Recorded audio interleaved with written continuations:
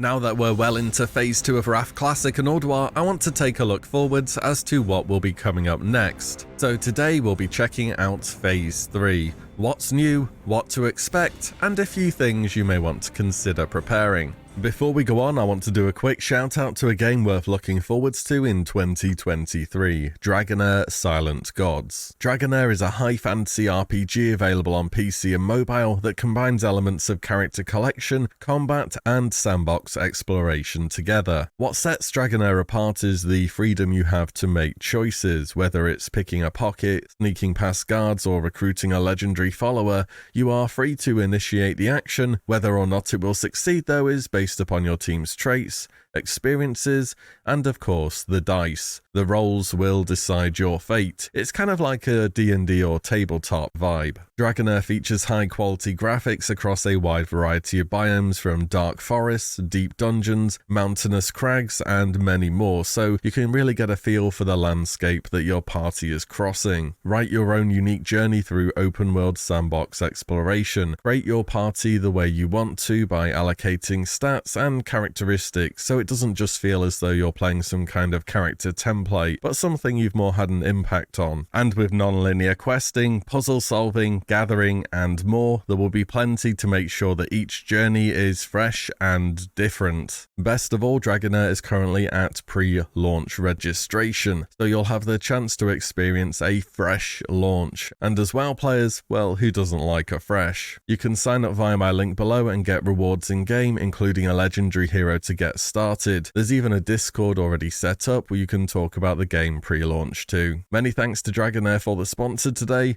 Back to WoW.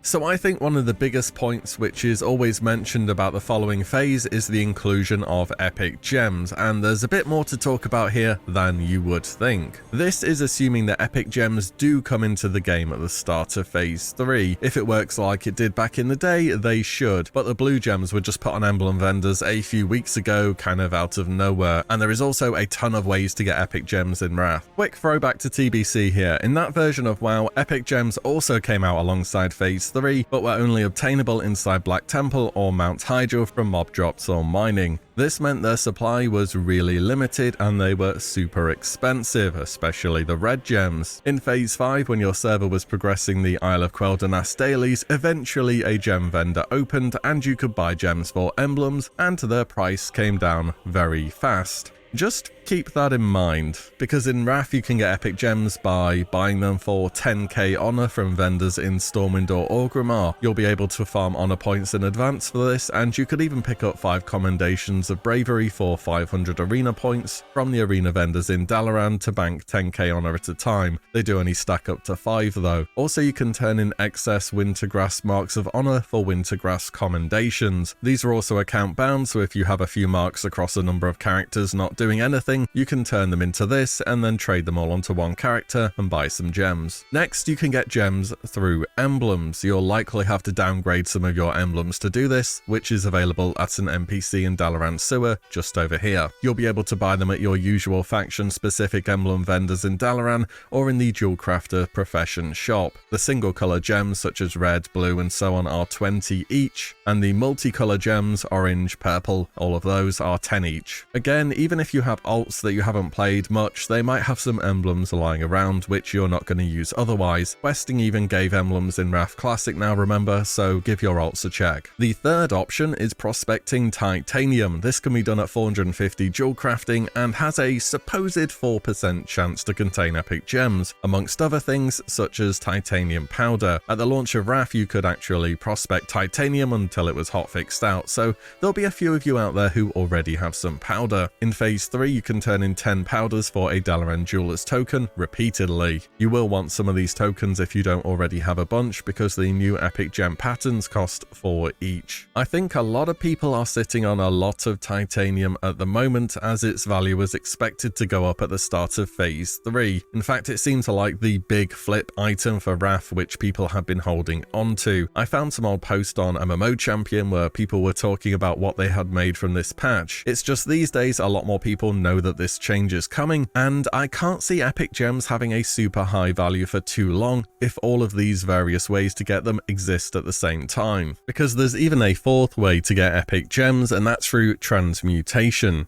If you're an alchemist of 450 skill, you'll be able to pick up a quest in the alchemy shop in Dalaran just called Cardinal Ruby. This wants you to do any other 5 epic gem transmutations, and then you gain access to transmuting red gems. Epic gem transmutes in Wrath should be a combination of a rare gem and an eternal. Cardinal Ruby, for example, is Scarlet Ruby and Eternal Fire, Ametrine is Monarch Topaz and Eternal Shadow, and so on. Also, these transmutes should be on a 20-hour cooldown. So yeah, whether you PvP, PvE, craft, play the auction house, everyone gets access to epic gems one way or another. Again, assuming all these various ways are out to get them at the same time, there's no way they are super expensive for very long. It's not like in TBC where they were gate-kept by rate content, and even in TBC prices came down after gems got put on a vendor, and we have 2 additional ways to get epic gems on top of that in Wrath. On the other hand, Ulduar has gear that has a ton of gem sockets, and regemming that first time around is not going to be cheap.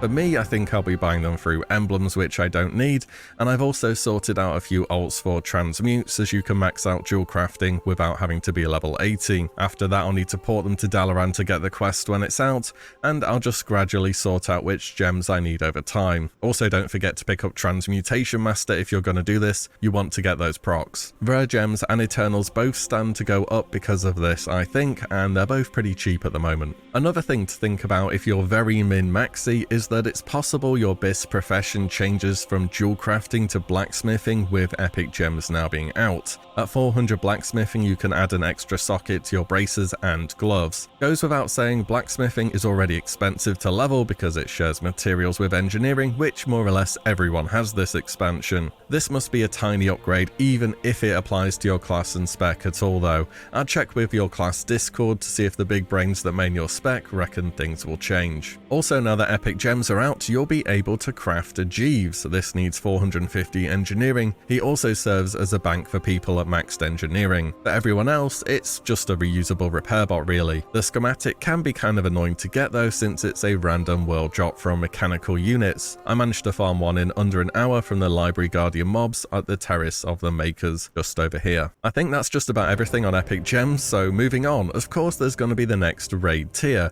which people either seem to really tolerate or really not like. Trial of the Crusader. On one hand, it's got no trash to deal with, it's pretty fast once you get to terms with the bosses, and some of the fights are really fun, like Twins or Anubarak. On the other hand, it's being in the same room the whole raid night, having to deal with the attempt system, and faction champions. I should mention a bit more about the attempt system too, because it's only used in Trial of the Crusader and Icecrown Citadel on the brand new heroic difficulty. So you start with 50 attempts each week. Every time you wipe, it removes one from the counter. If you hit 0, all remaining bosses despawn for the week. There are also extra rewards and achievements tied into this system, such as getting through Trial of the Grand Crusader with no wipes, and even with nobody dying, so make those attempts count. Also at this point, we don't know whether Blizzard intends to modify Trial of the Crusader in any way. In Ulduar they buff gear pretty significantly, so we're going to be going into Trial with way higher item levels than we should be doing, and even back in 2009, Trial was seen as a much easier source of gear than hard mode Ulduar was, so maybe we're just going to be steamrolling it. Saying that, Algalon 25 is still under 2,000 progression kills worldwide after many resets of Ulduar. Maybe an easier tier to cool down will bring more people back to the game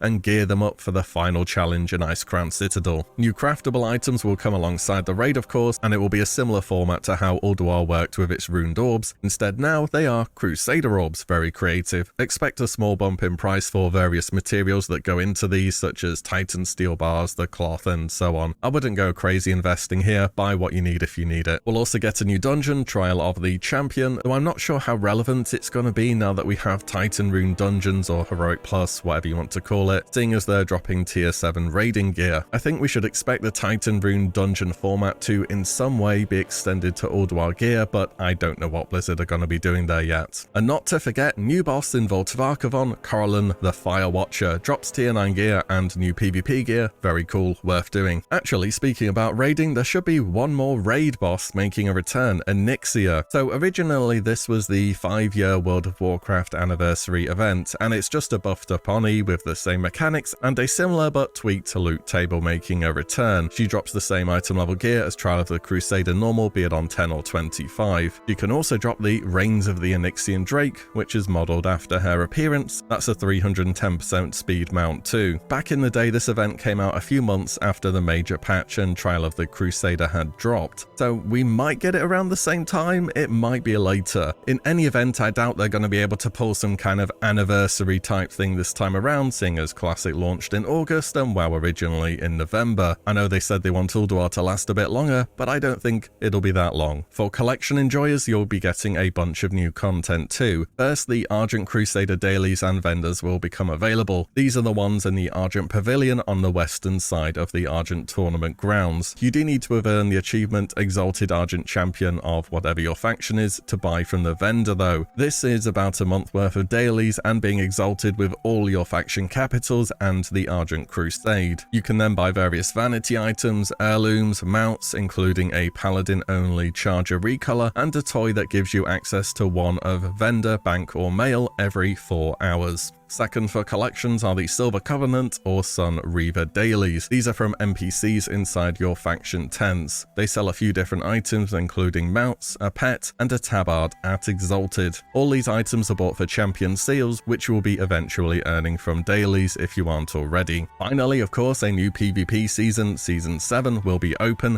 with the Ruthless Gladiators set, and we'll also be getting World of Warcraft's second 40-man battleground, Isle of Conquest. I bet you nearly forgot that was in the game, didn't you? And that's about everything I've got for Phase 3. Let me know if there's anything big which you think I missed off and drop it down below. And as always, thank you all so much for watching and listening in. I'll see you all in the next one very soon.